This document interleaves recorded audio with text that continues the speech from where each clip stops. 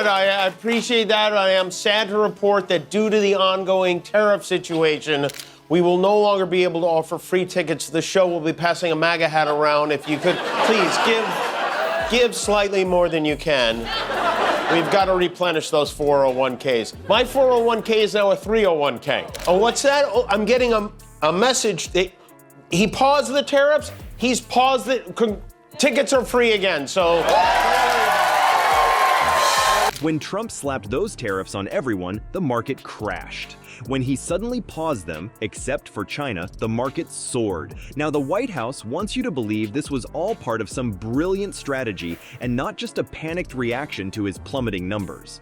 Meanwhile, we went to Florida to ask MAGA supporters about the Department of Education, and let's just say their answers were educational. One guy couldn't even name the first president. Another thought we fought in World War II 4 times. You're gonna want to see this train wreck for yourself. Before we move on, I'd like to ask you a small favor. If you appreciate this content, please take a second to like this video and subscribe to the channel. Over 98% of you watch the videos without subscribing. It costs you nothing, but it makes a huge difference to us. So, did you click the subscribe button? Great, thank you so much. Now, back to the video. Remember when you break something and then try to fix it so your parents won't notice? That's basically what Trump just did with the entire US economy. Last week, our former president went on a tariff rampage that would make a toddler with a hammer look restrained. He suddenly slapped massive tariffs on practically everyone. Mexico, Canada, the European Union, you name it, he taxed it. And his excuse? The classic, "I'm saving American jobs" line that he pulls out whenever the economy needs a good sabotaging. The markets reacted exactly how you'd expect when someone throws a grenade into global trade. The S&P 500 took its biggest nosedive since 2022. Average Americans watched their retirement accounts shrink faster than Trump's crowds at a dictionary reading. One day you're planning your retirement, the next you're wondering if you'll be working until you're 90 because Orange McTangerine decided to play economic chicken. Auto manufacturers got hit like they owed Trump money. Ford and GM executives were probably reaching for the anxiety meds as they watched their supply chains crumble overnight. Tech companies weren't far behind.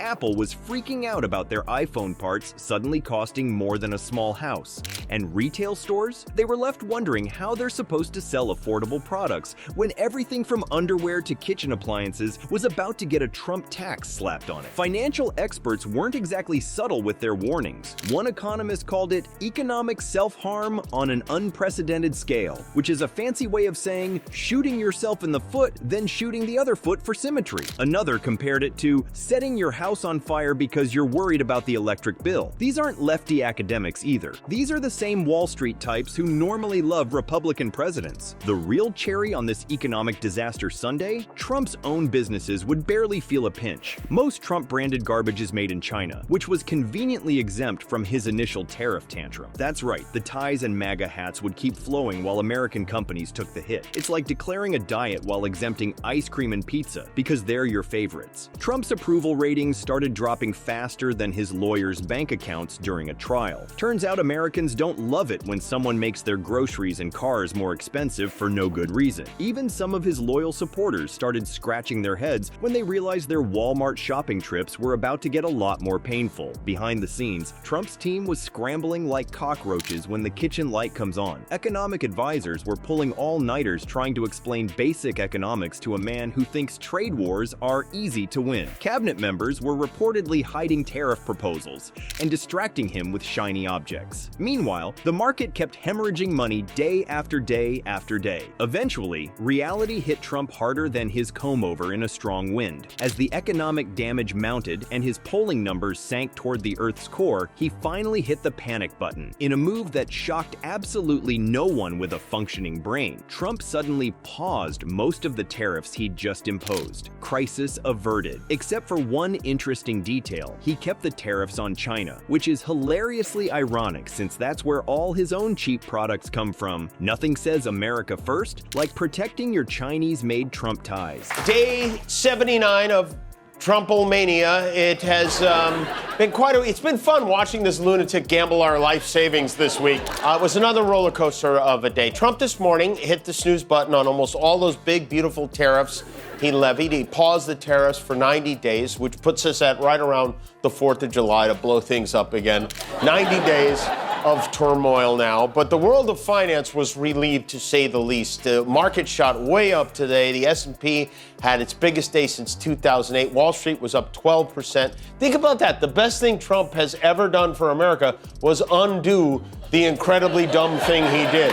The whole episode was like watching someone set fire to their yard, panic when the flames reach the house, spray it with a garden hose, and then demand praise for their firefighting skills. And yet somehow, his supporters still think he's an economic genius. It's almost impressive how he can fail upward with such consistency. When you're caught with your pants down economically, what do? You send out your press secretary to tell everyone you meant to drop your pants all along. The White House spin machine kicked into overdrive faster than I can say economic disaster, with Press Secretary Caroline Leavitt trying to convince us all that this tariff flip-flop was actually, wait for it, the art of the deal. Yeah, that happened. Let's be real here. After Trump's tariff tantrum sent markets into a nosedive, the administration needed damage control like my uncle needs breath mints after Thanksgiving dinner. So they deployed Leavitt to rewrite history faster than Trump deletes a tweet. Her job? Convince America that this abrupt 90-day pause on most tariffs wasn't a panicked reaction to market chaos, but part of some brilliant master strategy that absolutely nobody heard about until after the mess was made. The problem? Trump's own social media couldn't keep up with the spin. While Leavitt was busy framing the pause as strategic genius, Trump was over on Truth Social announcing he was hereby raising the tariff charge to China by the United States of America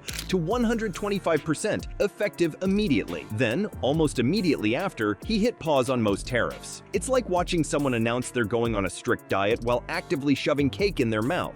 This whole strategic economic plan narrative might have been slightly more believable if anyone in the administration had mentioned these mysterious phases before the market started tanking. But nope, the phrase Phase 1 magically appeared in White House talking points right after the economic house of cards started wobbling. Isn't it amazing how these brilliant strategies always seem to materialize right after things go terribly wrong? The disconnect between official White House statements and what actually happened was so obvious that even Kimmel couldn't resist pointing it out. The White House was trying to play this like it was some grand strategy, like this was the plan all along, he noted, capturing what everyone with a functioning brainstem was thinking. Nothing says carefully crafted economic policy like a complete 180-degree turn following widespread panic.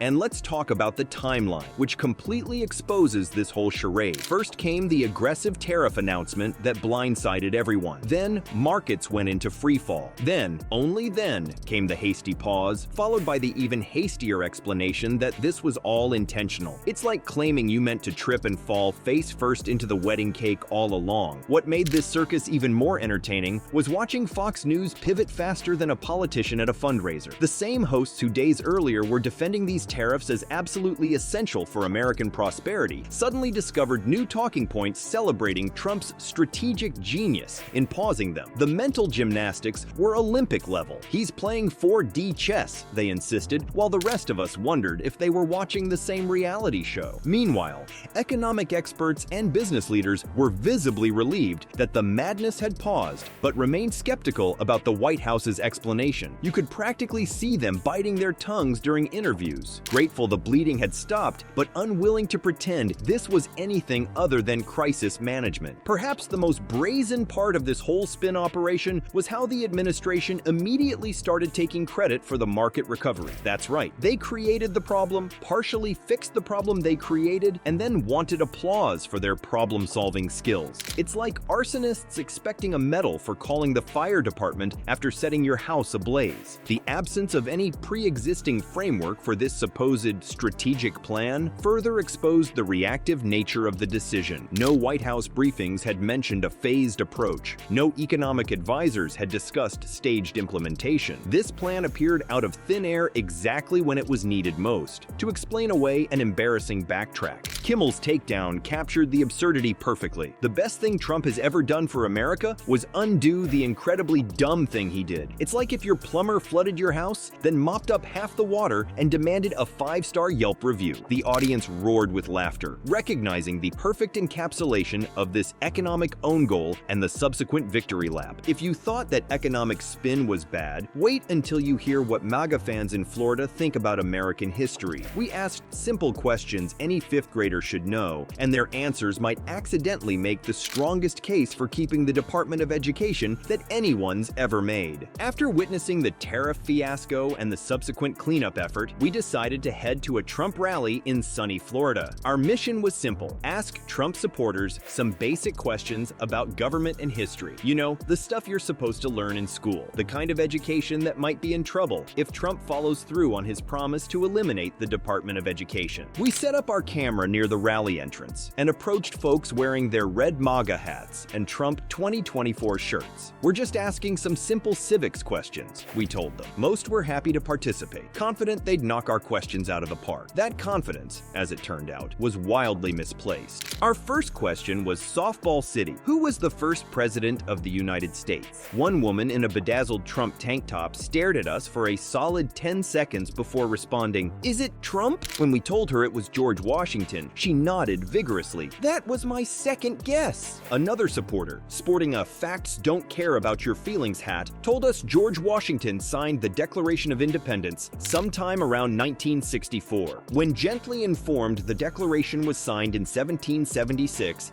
he accused us of spreading fake news from the liberal history books. The responses only got more creative from there. One middle-aged man in an American flag shirt insisted America had fought in World War II at least 4 times, and that we won every single time. A woman with Trump earrings explained that the Department of Education controls what kids eat for lunch and nothing else, adding that Trump will make school lunches great again with more pizza and less vegetables. What makes this particularly ironic is that Trump has repeatedly called for eliminating the Department of Education entirely. At a campaign rally in Ohio last year, he promised to break up the federal Department of Education and redirect its functions to the states. When we mentioned this to his supporters, most nodded approvingly, without seeming to understand what the department actually does. One memorable encounter was with a man wearing a shirt featuring the Second Amendment in large font. When asked how many amendments are in the Constitution, he confidently declared, "About 40, I think. Maybe 50? The Constitution, for those keeping score at home, has 27 amendments." The irony was almost too perfect, literally wearing one amendment while being unable to count the total. The conspiracy theories some supporters shared about the Department of Education would make even the most imaginative screenwriter blush. A woman in her 60s told us with complete seriousness that the department is run by lizard people from the deep state who are teaching kids to hate America. Another insisted it was created by Obama to spread socialism, despite the department being established in 1979 under President Jimmy Carter. Things got increasingly awkward when we tried to gently correct some of these misunderstandings. "I don't need your liberal facts," snapped one man after we informed him the Civil War wasn't fought to stop communism. A woman in Trump socks wagged her finger at us when we explained that Canada is not one of the 50 states. The real kicker came when we asked if education standards in America need improvement. Nearly all said no, with one gentleman in a Make America Smart Again hat explaining, "We have the best education in the world. That's why everyone wants to come here." According to the 2022 Program for International Student Assessment, American students ranked 29th in mathematics, 16th in reading, and 19th in science among developed nations. But who's counting? One woman summed up the prevailing attitude: "We don't need more education. We need more patriotism in schools." When asked if knowing basic American history might be part of patriotism, she shrugged and said, "I know all I need to know already." The irony here is thicker than a MAGA rally crowd. The very voters supporting the elimination of the Department of Education demonstrated precisely why standardized educational oversight might be necessary. As we packed up our camera equipment, one supporter noticed our concerned expressions and offered some reassurance. "Don't worry about the Department of Education. America will be fine without it. We're all very well edumacated already." So here we are, folks, watching a billionaire break the economy and then asking for a round of applause when he fixes his own mess. It's like giving someone a medal for putting out a fire they started. Jimmy Kimmel really nailed it it when he joked, "Imagine if he quit," suggesting Trump's departure could usher in a new era of prosperity. The audience went wild with applause at that thought. No more economic roller coasters just for one man's ego. The real question for voters isn't whether Trump can occasionally pause his destructive impulses.